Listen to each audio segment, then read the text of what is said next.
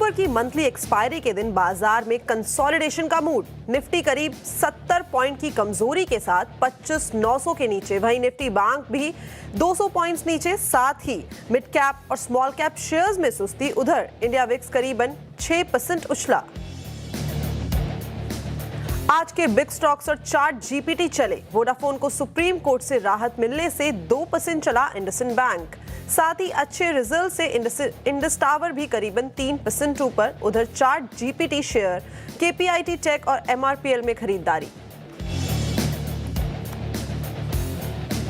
आज metal shares में सबसे ज्यादा खरीदारी। इंडेक्स करीब 1% ऊपर। साथ ही ऑटो और पीएसयू बैंक्स में भी रौनक, लेकिन रियलिटी, एफएमसीजी और एनबीएफसीज में कमजोरी।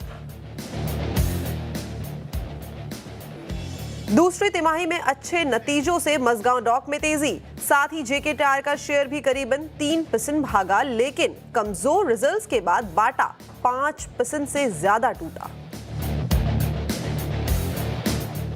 इलेक्ट्रॉनिक्स और आईटी मंत्रालय की ओर से पीएलआई को मंजूरी से ईएमएस शेयर्स में रौनक। केन्स टेक में 2% से ज्यादा की तेजी, वहीं सिरमा टेक 4% से ज्यादा उछला।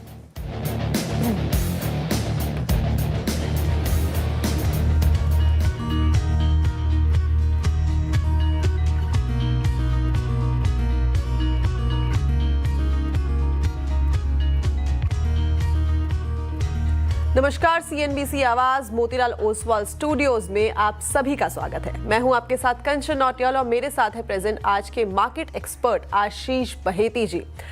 हफ्ते का अगर हम देखें तो ये है दूसरा कारोबारी दिन।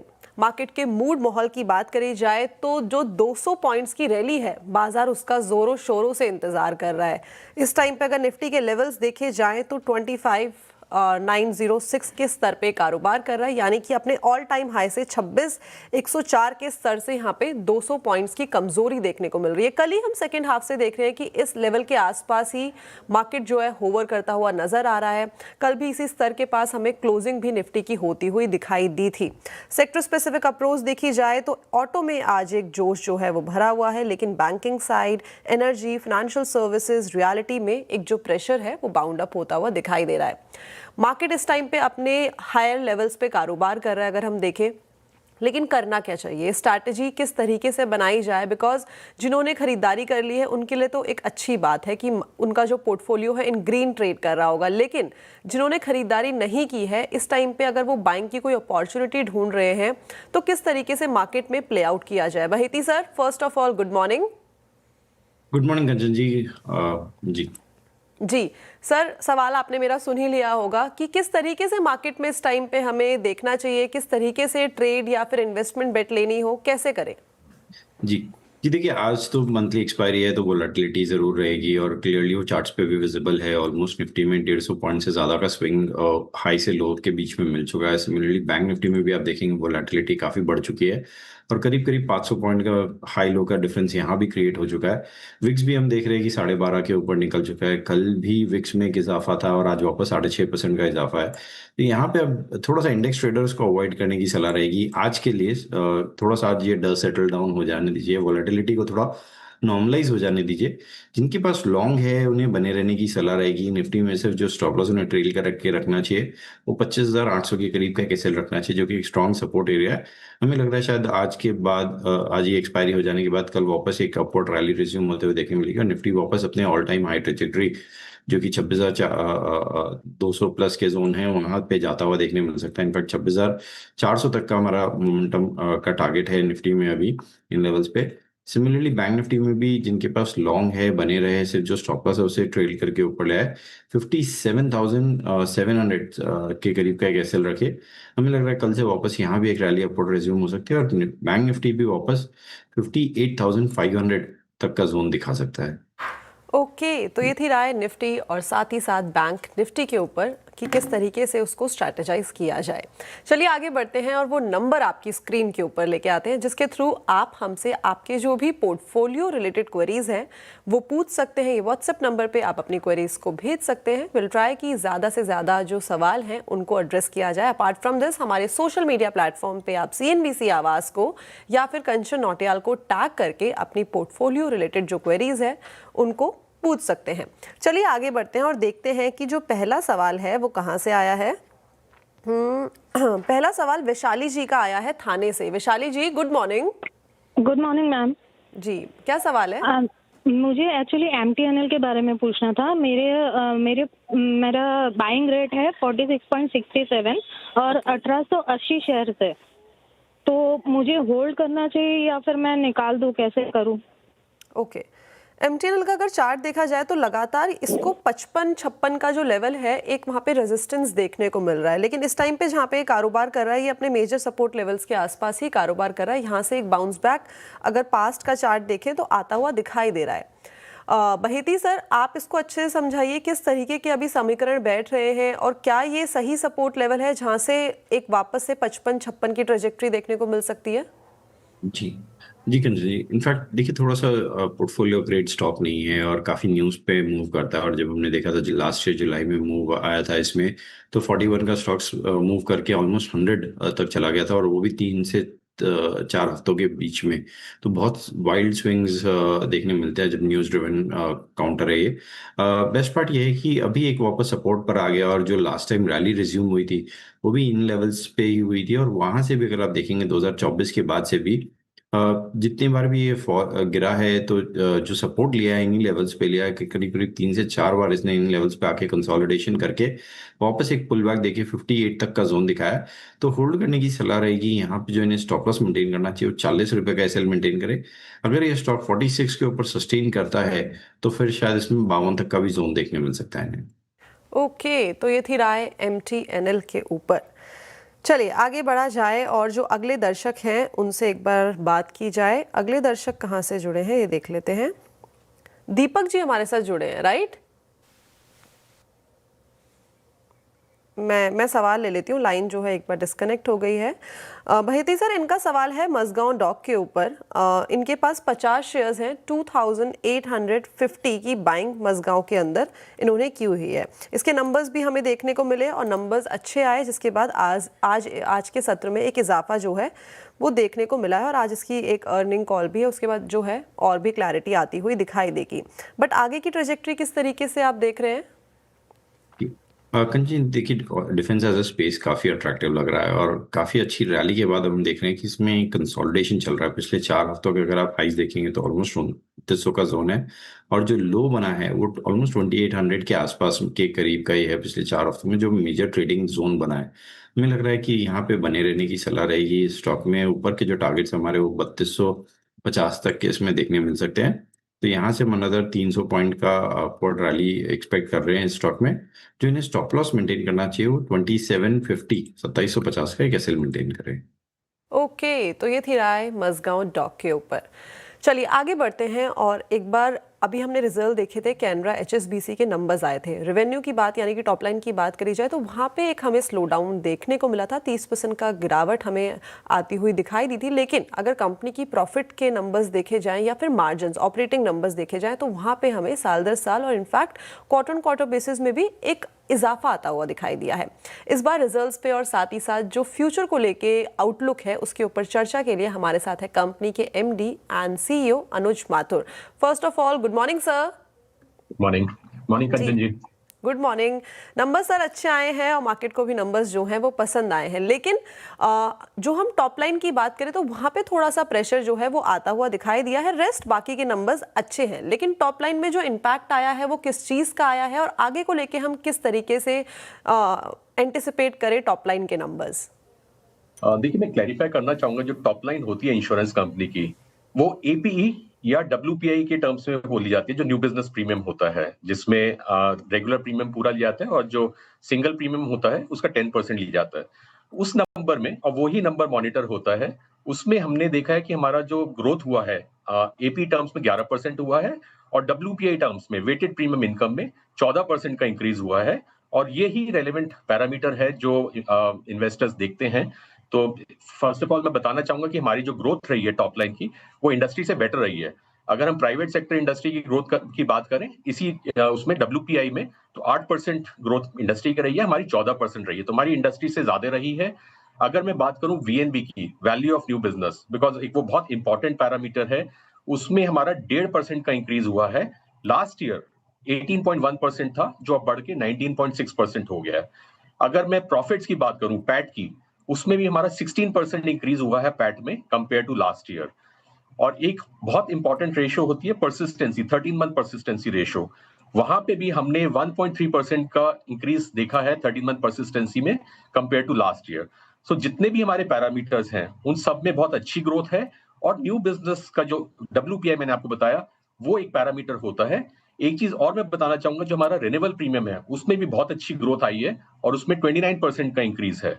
अगर मैं अपने एम्बेडेड वैल्यू की बात करूं, उसमें जो हमारा एम्बेडेड वैल्यू इंक्रीज हुआ है वो लगभग 18% से इंक्रीज हुआ है। तो ये सारे पैरामीटर्स अगर आप देखेंगे बहुत अच्छे हैं और कंपेयर टू इंडस्ट्री हमारे जो परफॉर्मेंस है वो कहीं बेहतर है। वेल तो सारे ही नंबर्स पे आपने मेरे सवाल किए बिना उन पे लाइट डाल दिया है, चाहे वो VNB की बात हो, चाहे वो AUM की बात हो। AM के ऊपर मैं अगेन सर वापस से आना चाहूंगी। इस टाइम पे AUM ग्रोथ किस तरीके की रही है और आगे चल के अगर नेक्स्ट 3 से 4 क्वार्टर्स की माने तो वहां पे हमें किस तरीके का एक मूवमेंट देखने को मिल सकता है? हाँ जी, हमारा जो AUM है लेटेस्ट वो 44,000 करोड़ का है और उसमें हमने देखा है कि हमारी 11% का इंक्रीज हुआ है AUM में, जो काफी डिसेंट इंक्रीज है in terms of assets under management. और यही ट्रेंड हमारा चलता रहेगा। इनफैक्ट जैसे जैसे कंपनी की ग्रोथ ज्यादा हो रही है और हम जैसे हर साल जो हमारा रिन्यूएबल प्रीमियम आता है उससे जो AUM ग्रोथ है वो आगे और बढ़ेगी। तो आप मोटा मोटा मान के चल सकते हैं कि जो ट्रेंड है हमारा AUM ग्रोथ का, पास्ट का भी अगर देखेंगे, वो 11 से 14% के बीच में है और जो हम मेंटेन करेंगे। वेल तो AUM ग्रोथ के ऊपर भी बात कर ली। इस टाइम पे अगर हम सॉल्वेंसी रेशियो की बात करें तो वो अपने स्ट्रॉन्गर साइड पे दिखाई दे रहा है।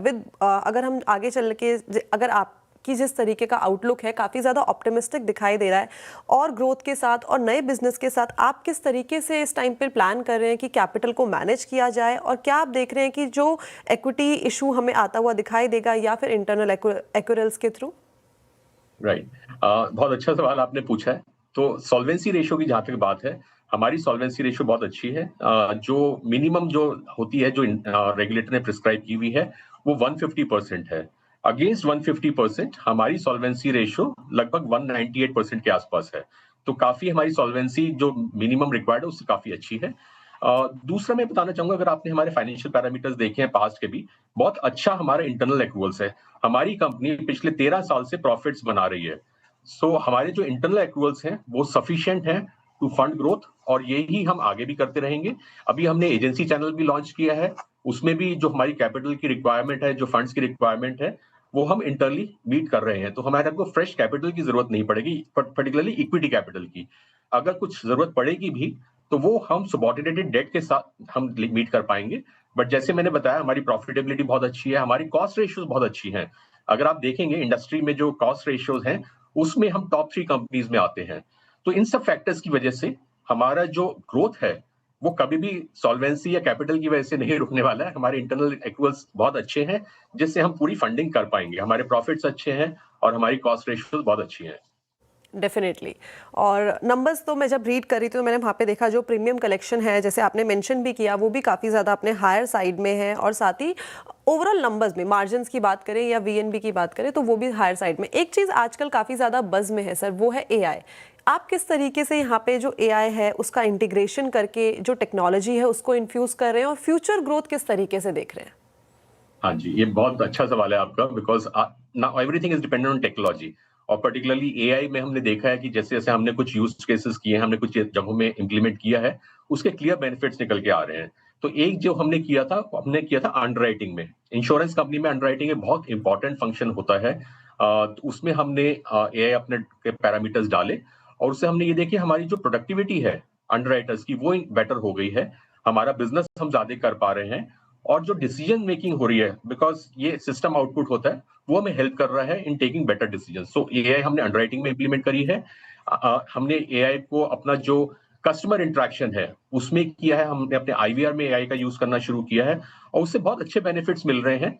कॉस्ट तो कम होती है इससे, बट जो कस्टमर एक्सपीरियंस है वो कहीं बेहतर हो जाता है। तो हमने एज ए कंपनी बहुत सारे एरियाज में डाला है, इवन परसिस्टेंसी मैनेजमेंट में, वहां पे भी हम AI को यूज कर रहे हैं और उसके क्लियर बेनिफिट्स निकल के आ रहे हैं।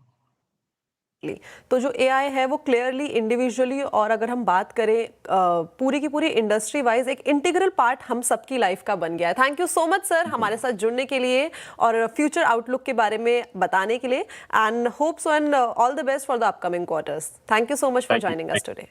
Thank you.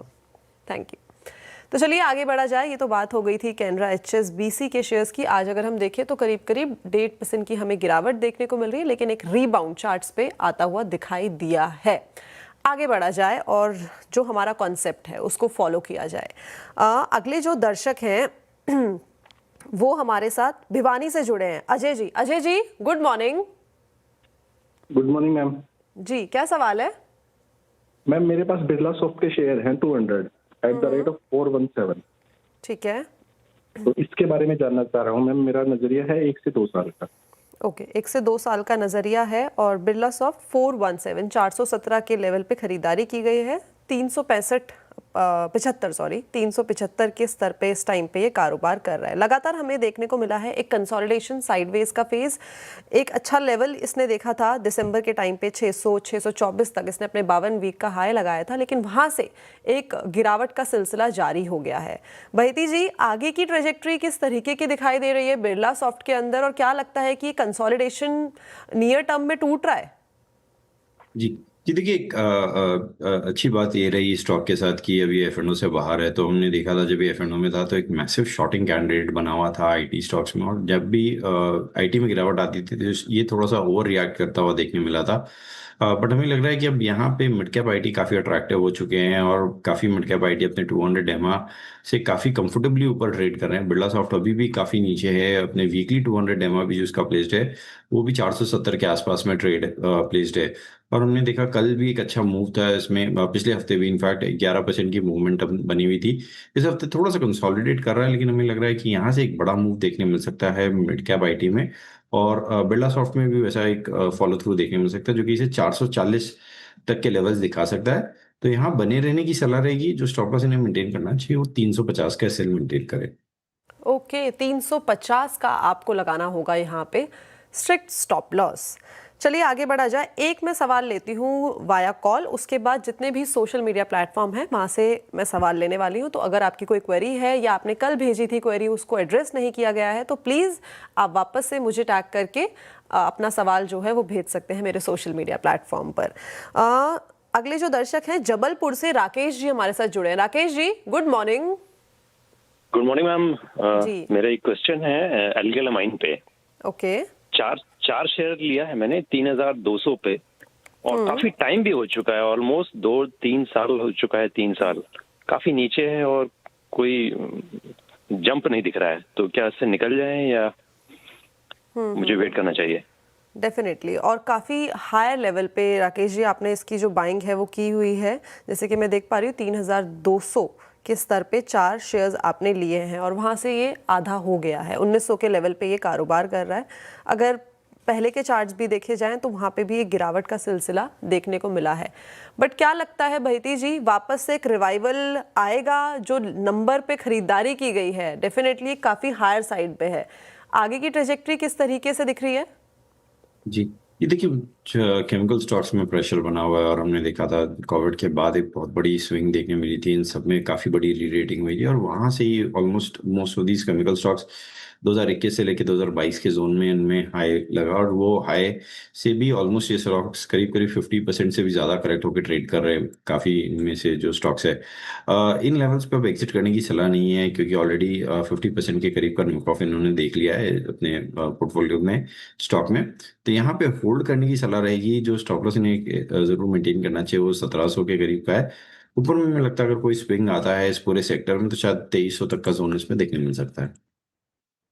ओके तो ये थी राय एल्काइल अमाइन के ऊपर, और केमिकल सेक्टर में डेफिनेटली एक पेन जो है वो आता हुआ दिखाई दिया और जो प्राइस इरोजन है उसका भी सीधा सीधा इम्पैक्ट यहाँ पे आया है।